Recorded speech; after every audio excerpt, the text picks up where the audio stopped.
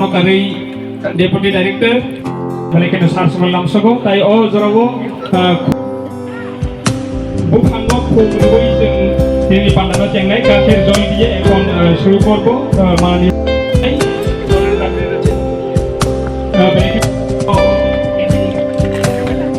ten hektar jagador sahoi naik program klaiman lobo haikir hamui thanani ingkon hei kaisa muidu khailai ojrawo sini borong minister divisi khumui noi tai sini mission director deputy director sini agriculture department dibekatui obo klaiai naithok klaiai beluja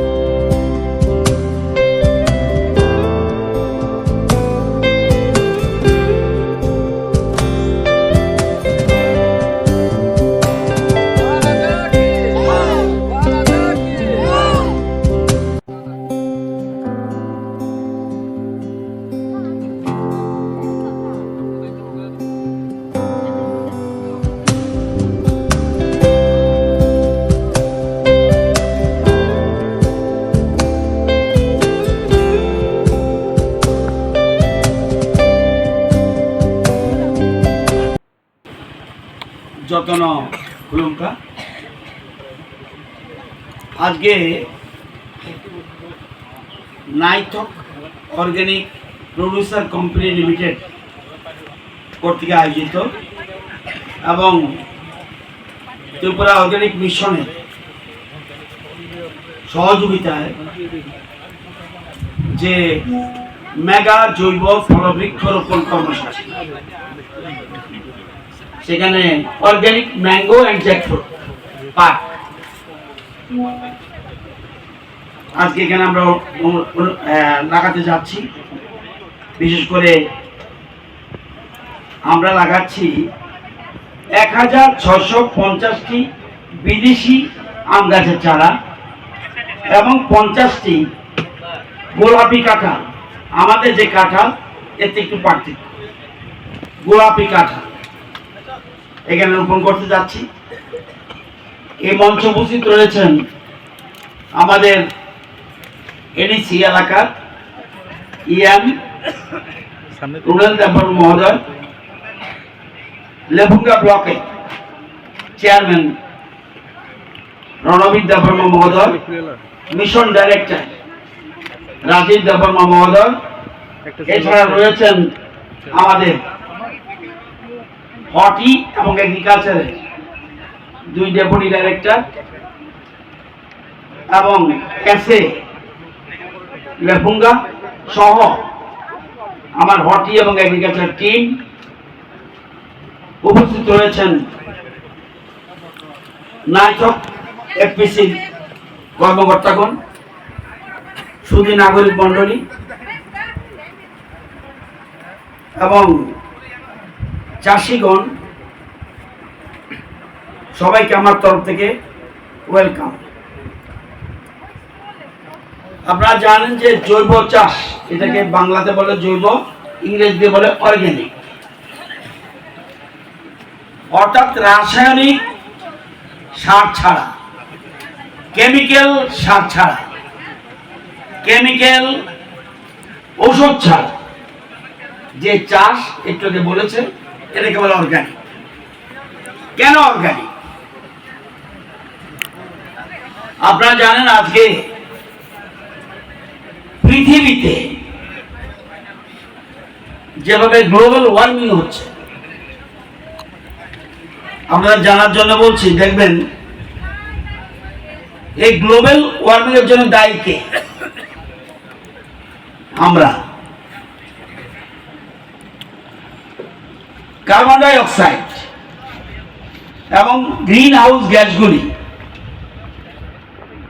এই global warming এর জন্য দায়ী। যত বেশি আধুনিক হব আমরা, যত বেশি মডার্ন হব, যত ইন্ডাস্ট্রি বাড়বে, যত কলকারখানা বাড়বে,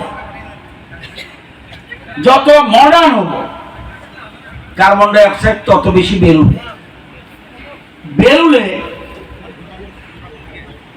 কার্বন ডাই অক্সাইড বায়ুর মধ্যে যে লেগে থাকে, বায়ুতে যে থাকে, এয়ারের মধ্যে যে থাকে, এটা বিষাক্ত।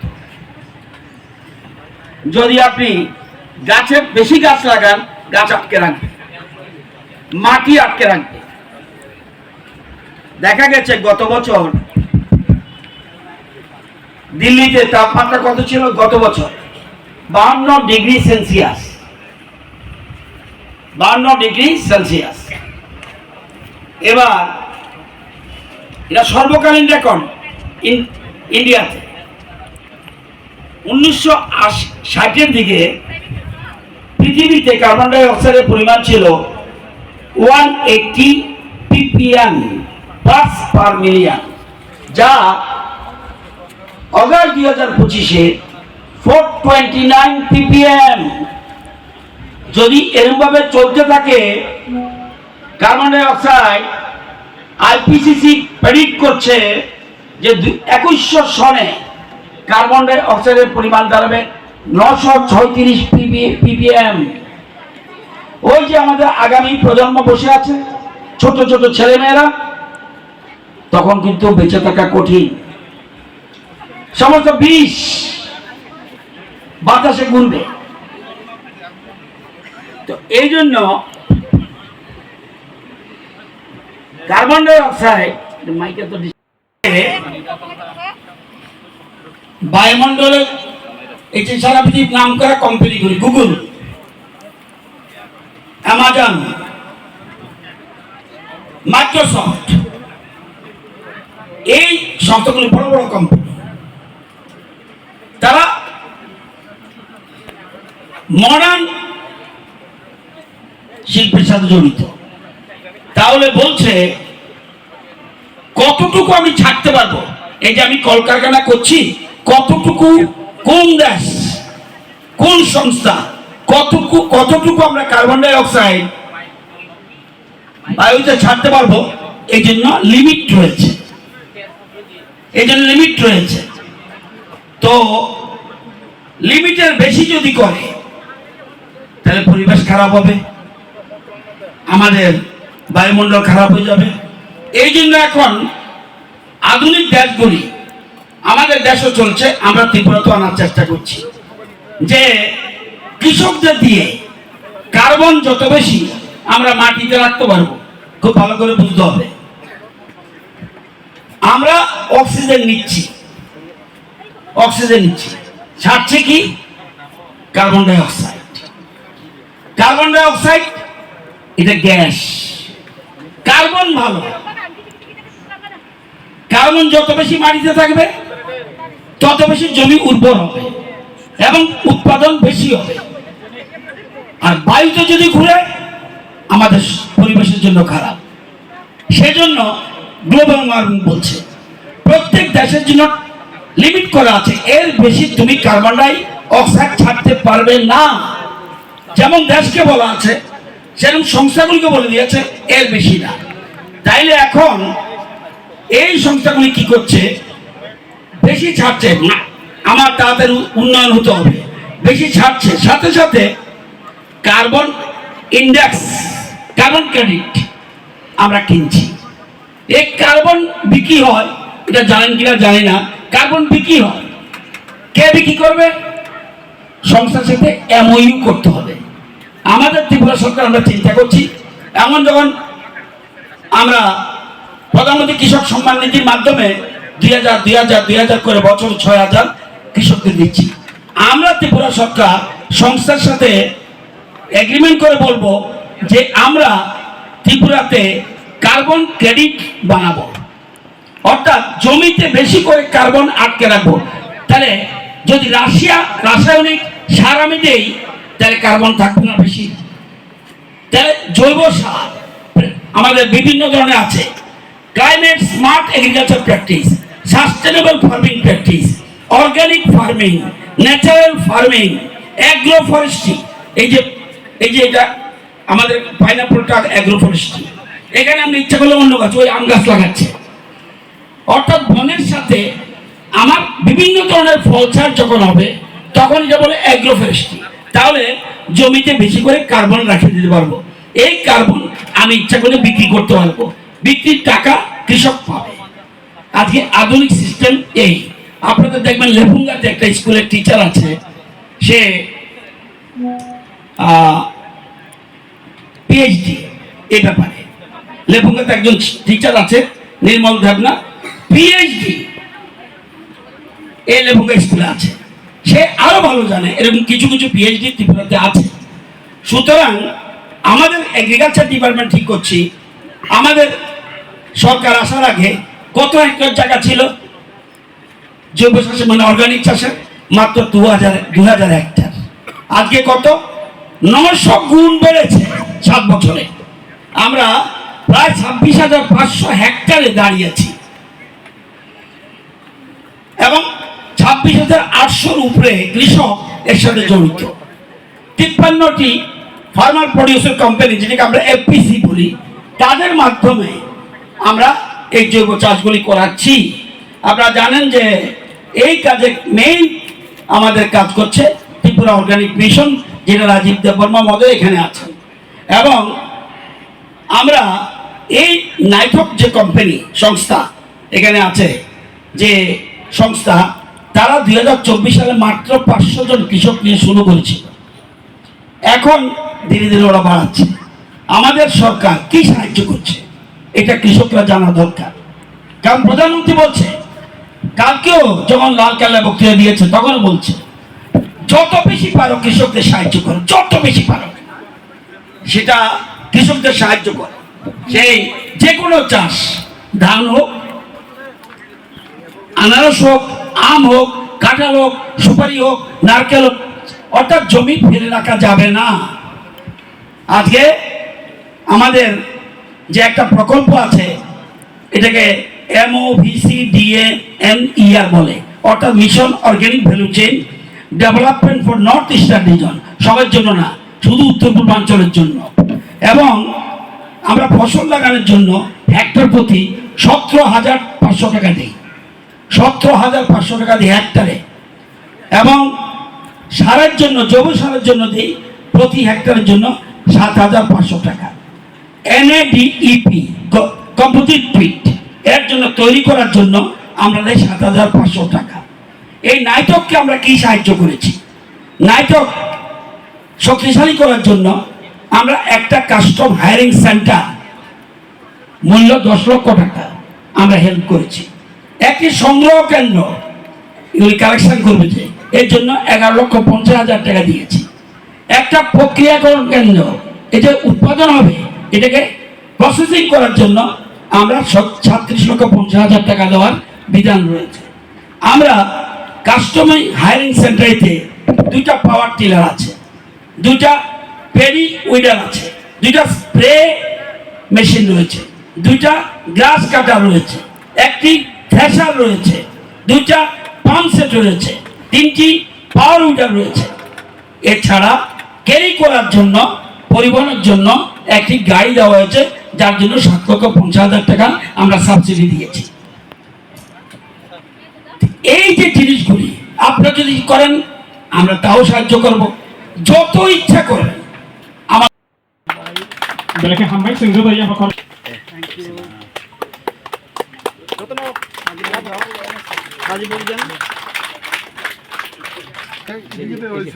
বেলাকে না তংথকা তিনি জরাও जों सिनि o naithok o kotorma habo pun habo borose reknai bon naithok kotorma programo जों manjakmani bagui hambai rok naithoke buina rok baji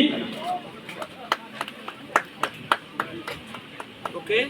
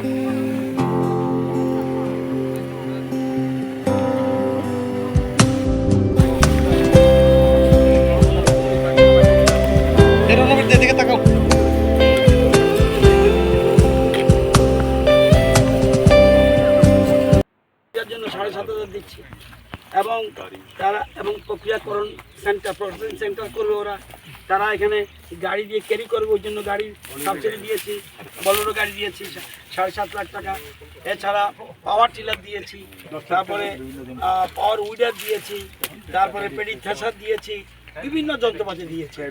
আমাদের উদ্দেশ্য হলো এফপিসি আমাদের রাজ্যে আগে ছিল না, আমরা 53টা এফপিসিকে আমরা গঠন করেছি এবং প্রত্যেকে যাতে 10,000 কৃষককে এক জায়গায় আনতে পারে। প্রত্যেক এফপিসি এখানে 500 দিয়ে শুরু করেছে, এখন ধীরে ধীরে আরো অনেক করেছে। প্রত্যেকটা এফপিসিতে 500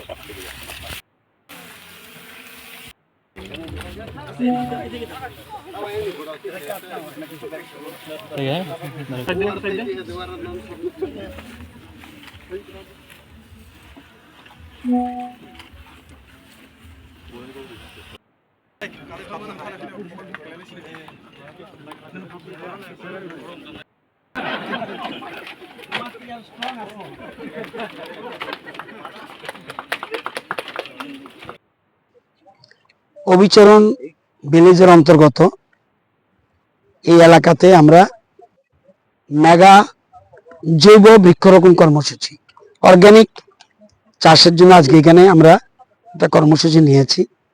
প্রায় 1200-র উপরে আম গাছ, বিভিন্ন ধরনের আম গাছ এবং পিঙ্ক কালার পিঙ্ক জ্যাকফ্রুট, এটা আমরা চারা লাগিয়েছি।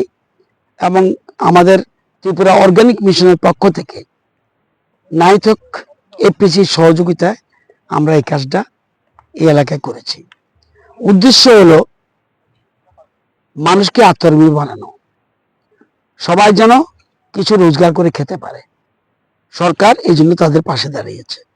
আর অর্গানিকের মূল উদ্দেশ্য হলো পরিবেশ দূষণ অনেকটা কমে, রাসায়নিক সার ছাড়া, রাসায়নিক ওষুধ ছাড়া শুধু জৈব অর্গানিক পদ্ধতিতে চাষটা করছে, এই জন্য সার্টিফিকেট দেয়।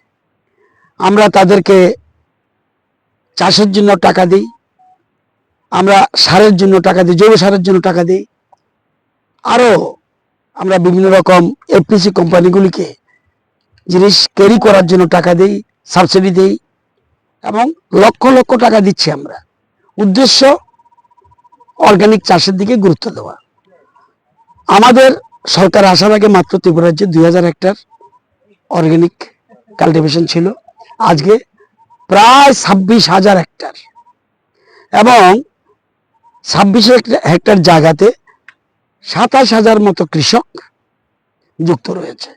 আমরা ধীরে ধীরে সবাইকে অর্গানিক চাষ, আমরা অন্য চাষও করছি, কিন্তু অর্গানিক চাষের দিকে গুরুত্ব দেওয়ার উদ্দেশ্য হলো আগামী প্রজন্মের জন্য যে গ্লোবাল ওয়ার্মিং, এই জন্য এটাকে বাঁচানোর জন্য আমরা অর্গানিক চাষ এবং ন্যাচারাল ফার্মিং, এগ্রি ফরেস্ট্রি, এগুলোর দিকে গুরুত্ব দিচ্ছি, যাতে এই যে জায়গাটায় আগে আনারস লাগিয়েছিল, কুইন আপেল লাগিয়েছিল, পাম অয়েল লাগিয়েছে, এখন আবার আম গাছ লাগাচ্ছে, এখন আবার কাঁঠাল গাছ লাগাচ্ছে, অর্থাৎ মাল্টিপারপাস স্কিম, সবটাই অর্গানিক পদ্ধতিতে।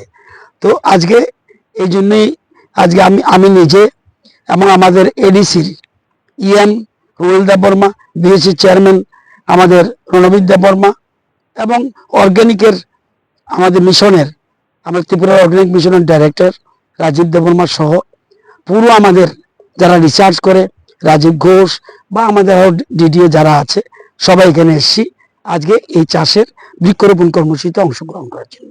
একদিকে পরিবেশ ঠিক রাখা, আরেকদিকে কার্বনকে জমিতে আটকে রাখা এবং কার্বন ডাই অক্সাইড যাতে যে গাছগুলি লাগাবো সেটা যেন পাতাগুলি চুষে নিতে পারে, এই জন্য আমরা এই ব্যবস্থা করেছি।